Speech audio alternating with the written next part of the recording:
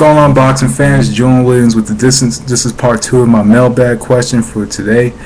I actually had to change my location. I'm actually about to eat my dinner or whatever. But even though it's 3 o'clock, but I eat early. But anyway, this is about who should Bernard Hopkins face next. Roy Jones Jr., Danny Green, Tomas Adamek, or David Hay. David Hay retired. So this is part 2 of the video, because I had a lot to say. But anyway, I just said Danny Green will attract would be more of a global attraction than anything else.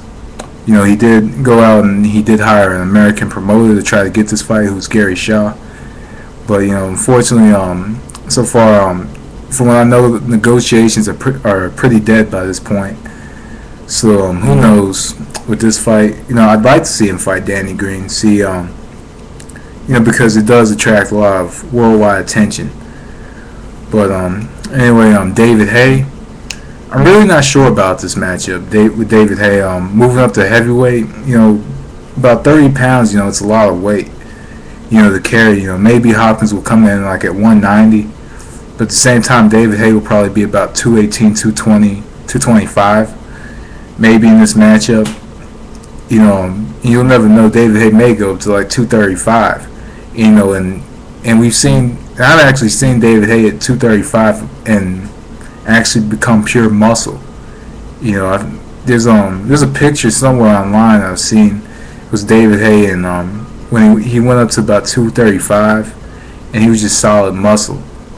So, if David Hay did that, Hopkins is in a lot of trouble because, I've never seen Hopkins, honestly, I haven't seen Hopkins, get punished, and pummeled by a much bigger man. Even at 160, he was always, the bigger 160 pounder usually. He's a bit taller. So, Hopkins, facing David Hay is a bit out of question in a way. I think boxing fans would like to see this fight, maybe, but just to see how Hopkins would do at heavyweight, jumping up a good 20-30 pounds just to make that fight happen.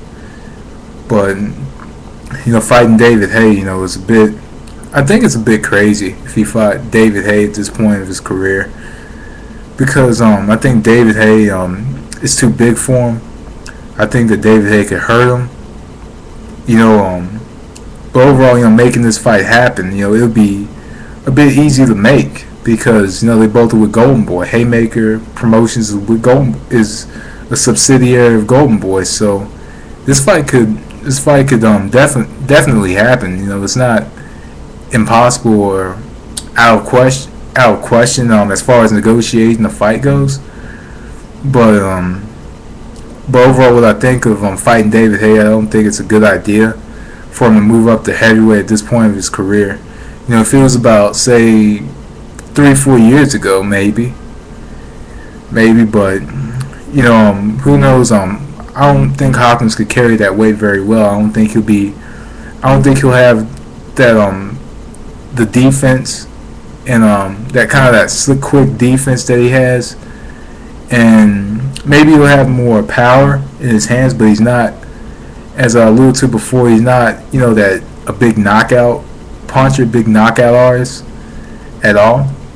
He's more of a tactician than anything else. So fighting David Hay at heavyweight, I'm not too sure about that. But anyway, on to the next guy, Tomas Adamek. If it was at cruiserweight, maybe. But who knows? I don't think Tomas Adamek will be able to make that 200-pound.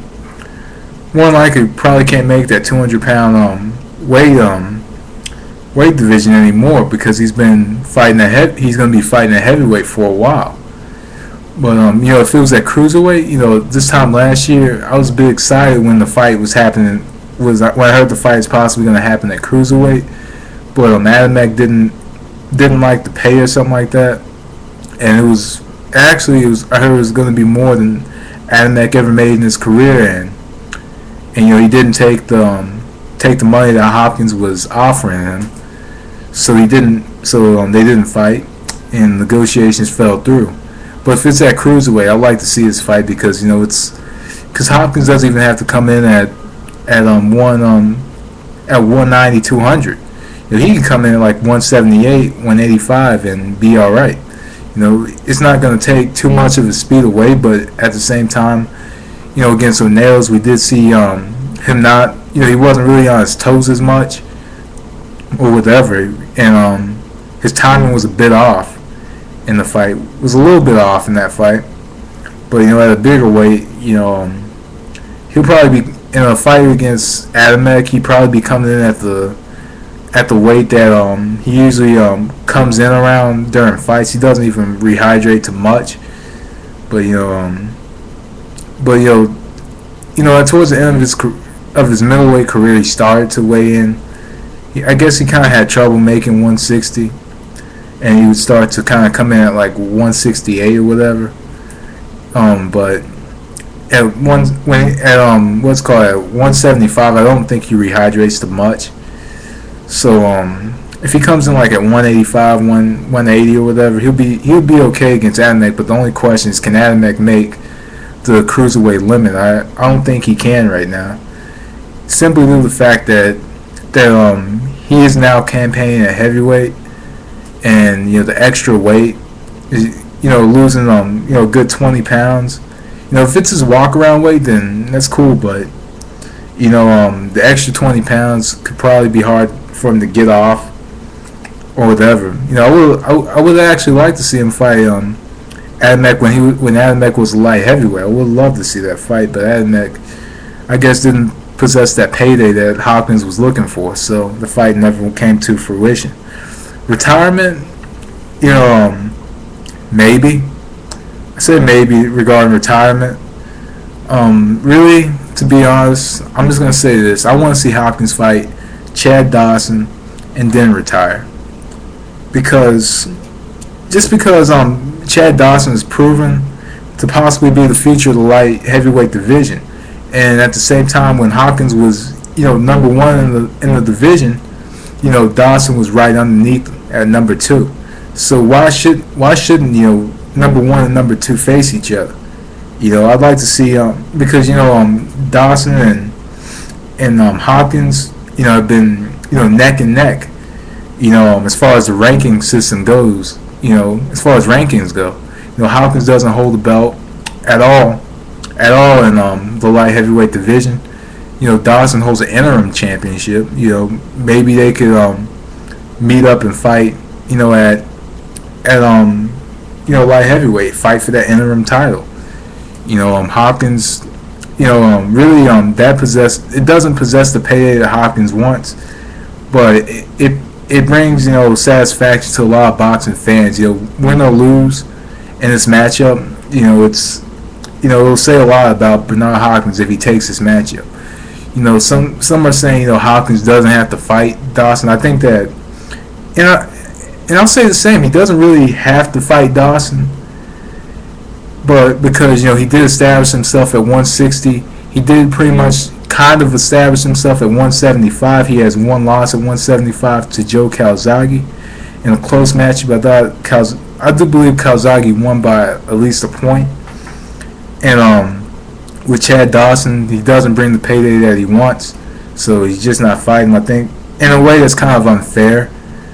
It really is. I think it's unfair to not fight a fight because he doesn't draw as much money as you want. But at the same time, he doesn't have to fight Dawson, but I do think Dawson deserves that opportunity and deserves that chance, because maybe this is the fight that could put Dawson out there. But Dawson has the skill and ability to compete with Bernard Hopkins. I think Hopkins knows that, because really it's a high risk, low reward for Bernard Hopkins. So maybe he doesn't want to fight him due to that reason, and maybe it's not a way he wants to go out. But anyway, that's my thoughts on that. Feel free to send me a mailbag question anytime, and I'll answer it on video. But anyway, that was Distance. Thanks for watching these 2 videos on this. Peace.